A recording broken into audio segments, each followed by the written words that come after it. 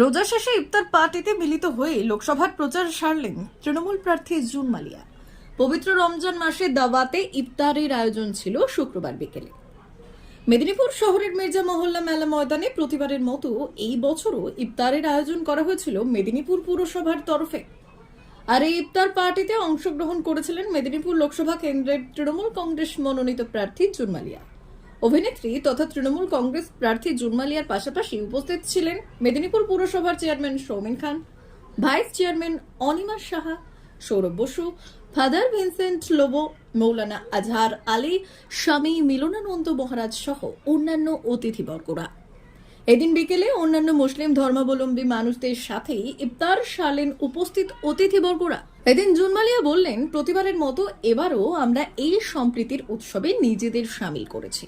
কোনো ভোটের প্রচার নয়, সাম্প্রদায়িক সম্প্রীতি বহাল রাখতে প্রতিবারের মতো এবারও এই ইফতারের আয়োজন করা হয়েছে। আমি ঈশ্বরের কাছে দোয়া করব সবাই যেন ভালো থাকেন এবং আপনারা যেভাবে আমাকে এত বছর ধরে সাহায্য করে এসেছেন এবারও সাহায্যের হাত বাড়িয়ে দেবেন, আমার পাশে থাকবেন। আমিও এত বছর আপনাদের পাশে থেকেছি এবং পাশে থাকবো। আজকে দোয়া করব আল্লাহর কাছে যে সবাইকে যেন উনি ভালো রাখেন, সুস্থ রাখেন, সবাইকে যেন উনি সুমতি দেন।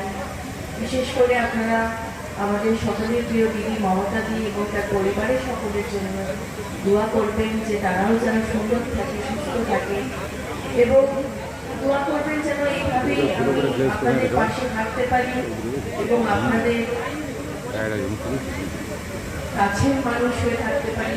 যেভাবে 3 বছর ধরে আপনারা আমাকে আগলে রেখেছেন, আমি যেভাবে আপনাদের পাশে থাকতে পেরেছি, আল্লাহ দোয়া করবেন যে একইভাবে যেন বছরের পর বছর যেন আমাদের মেলবন্ধন অক্ষুণ্ণ থাকে, আমি যেন আপনাদের সেবা করতে পারি, সমাজে কল্যাণ করতে পারি।